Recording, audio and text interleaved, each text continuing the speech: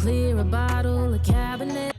Hi, welcome to a new productive day with government job aspirant Arpita myself Arpita.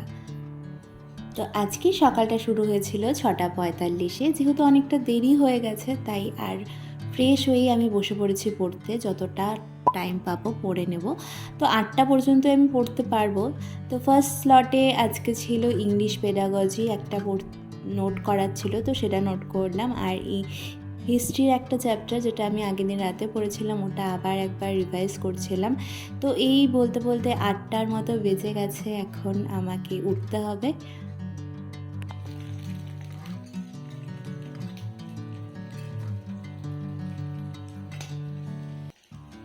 তার পরের টাইমটা জানো তো, ওই 8টা থেকে 12টার মতো, এই টাইমটা থাকে সংসারের যাবতীয় কাজ। তারপরেও যে থাকে না তা না, তবে এই টাইমটাতে একটু ওই যে রাশ বলে যেটা, মানে এই টাইমটি সব থেকে ব্যস্ততার মধ্যে দিয়ে যায়। তো আজকে রান্নাগুলো সেরে নিচ্ছিলাম। আজকে জানো তো রান্নাতে রাজমা বানিয়েছি। তোমরা রাজমা খেতে কে কে পছন্দ করো? আজকে অনেক দিন পর, মানে ফার্স্ট টাইমই বলতে গেলে, আমি রাজমা বানালাম। তারপর স্নান সেরে নিলাম, স্নান সেরে এখন আসলাম ঠাকুরের সামনে। আর এই টাইমটাতে না সমস্ত কিছু একদম চিন্তা ভাবনা মাথা থেকে দূরে সরিয়ে রেখে এই টাইমটা শুধুমাত্র তার কাছে সমর্পণ করা। অর্জুন বললেন, হে কৃষ্ণ, যারা স্বাস্থ্যবিধি করে অথচ শ্রদ্ধান্বিত হয়ে দেবাদির অর্চনা করেন, তাদের সাত্ত্বিক, রাজসিক ও তামসিক এই ত্রির মধ্যে নিষ্ঠা কী রকম? শ্রী ভগবান বললেন, দেহধারীদের তিন রকম স্বভাব অনুযায়ী সাত্ত্বিক, রাজসিক ও তামসিক এ সম্বন্ধে বলছি শোনো। এ ভারত, সত্তার তারতম্য অনুসারে দেহধারীদের শ্রদ্ধা হয়ে থাকে। সুতরাং যিনি যে রকম শ্রদ্ধাযোগ্য সেই রকমই হয়ে থাকে।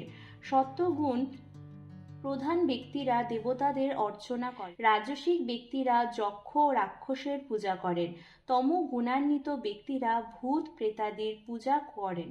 যারা স্বাস্থ্য ছাড়া কঠোর তপস্যা করে, দম্ভ ও অহংকার বশে আসক্তিযুক্ত হয়, শক্তিশালী হয়ে অবাঞ্ছিত ভূতগণকে কষ্ট দেয় ও শরীরস্থ আমাকেও কষ্ট দেয়, তারা অসুর প্রকৃতি। গীতা আমাদের ধর্মগ্রন্থের সাথে সাথে জীবনে চলারও কিন্তু একটা অন্যতম পাথেয়।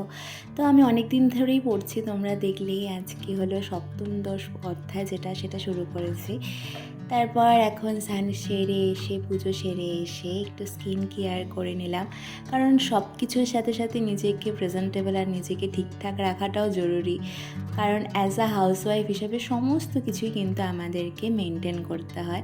তো এমন না যে, আর দেখবে যদি আমরা একটু নিজের যত্ন নিই না, চেহারাটা যদি একটু আয়নার সামনে দেখি যে নিজেদের একটু প্রেজেন্টেবল লাগছে, তাহলে কিন্তু মনটাও খুশি হয়ে যায়। ওই হালকা সেলফ কেয়ার কিন্তু দরকার। তো এই বলতে বলতে দেখো 1:45টার মতো বেজে গেছে।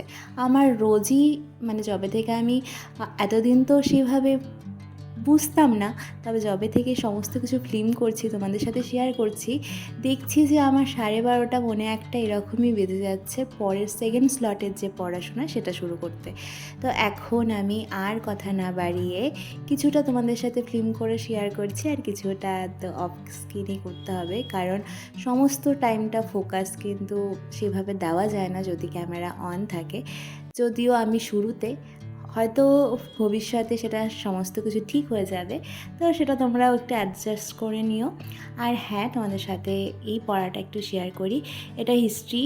তো হিস্ট্রি সেই আমরা ক্লাস 10-এ, মানে আমি ক্লাস 10-এ পড়েছি, তারপর তো আর হিস্ট্রি সেভাবে পড়া হয়নি বলতে ভুল। ওই মাঝে মধ্যে যখন ওই তোমার চাকরির জন্য কিছু প্রিপারেশন নিয়েছি তখন কিন্তু, তবে এইবার আমি যেভাবে পড়ছি সেইভাবে এর আগে পড়িনি। কারণ ওই টাইমটা মাধ্যমিকের টাইমে তো অ্যাজ আ স্টুডেন্ট হিসাবে পড়েছিলাম ভালো নাম্বার তোলার জন্য কী কী পড়তে হবে, নোট করতে হবে, এইটুকুই। কিন্তু এখন জিনিসগুলো খুব রিলেট করে করে বুঝে বুঝে পড়ছি, তো জিনিসগুলো এখন বেশি ইন্টারেস্টিং লাগছে। তো হিস্ট্রি পড়তে গিয়ে গান্ধীজির সম্পর্কে অনেক অবদানই জানলাম। তো তোমরা কারা কারা গান্ধীজির এগেনস্টে আছো একটু বলো তো। আমার মনে হয় না যে গান্ধীজি আমাদের জন্য মানে দেশের স্বাধীনতার জন্য সেরকম কিছু করেনি। এরকম একটা পন্থীর লোকেদের মতবাদ আছে যদিও, কিন্তু আমি পড়ে যেটা বুঝলাম সেটা না। তবে উনি অহিংসা যে আন্দোলন, তো অহিংসার পথগামী ছিলেন, পক্ষপাতিত্ব করেছিলেন, তো সেজন্য হয়তো হতে পারে। আন্দোলনের পরিকল্পনা করতে শুরু করে। এই পরিস্থিতিতে গান্ধীজি 1942 খ্রিস্টাব্দের 26শে এপ্রিল হরিজন পত্রিকায় 2642 খ্রিস্টাব্দের 26শে হরিজন পত্রিকায় ভারত ছাড়ো আন্দোলনের একটি প্রবন্ধ লেখেন। ভারতের স্বাধীনতা চাই, কেবল ভারতের স্বার্থ নয়, বিশ্বের নিরাপত্তা। 1942 খ্রিস্টাব্দে আসলে কংগ্রেসের কার্যনির্বাহী সমিতি গান্ধীজির ঐতিহাসিক ভারত ছাড়ো আন্দোলনের প্রস্তাব স্বীকৃতি পায়। তোমরা যারা যারা আমার ব্লগগুলো ফলো করছো বা যারা আজকে নতুন দেখছো, যদি কিছু ভালো লেগে থাকে, যদি আমার এই হাউসওয়াইফের পাশাপাশি এই চাকরি পাওয়ার যে জার্নি কিছুটা ভালো লাগে, তাহলে প্লিজ চ্যানেলটিকে সাবস্ক্রাইব করে আমার পাশে থেকো। আর আমার চ্যানেলের মেইন উদ্দেশ্যই কিন্তু let's learn, work hard and achieve our dreams together. Delhi চলো ধ্বনি উচ্চারণ করেন এবং ভারতীয়দের তিনি বলেন সরকার এভাবে প্রথম বিদেশি শাসনমুক্ত ভারতীয় অঞ্চল লাভ করে। তারপর ছিল টিউশন পড়ানো, আর আজকে ছিল উল্টো রথ, তো গিয়েছিলাম মেলাতে রথ টানতে। তো আজকের মতো ব্লগটাকে এখানেই শেষ করছি। দেখা হচ্ছে তোমাদের সাথে নেক্সট ব্লগে। ততক্ষণের মতো stay connected with my channel and stay connected with your study also. চলো বাই।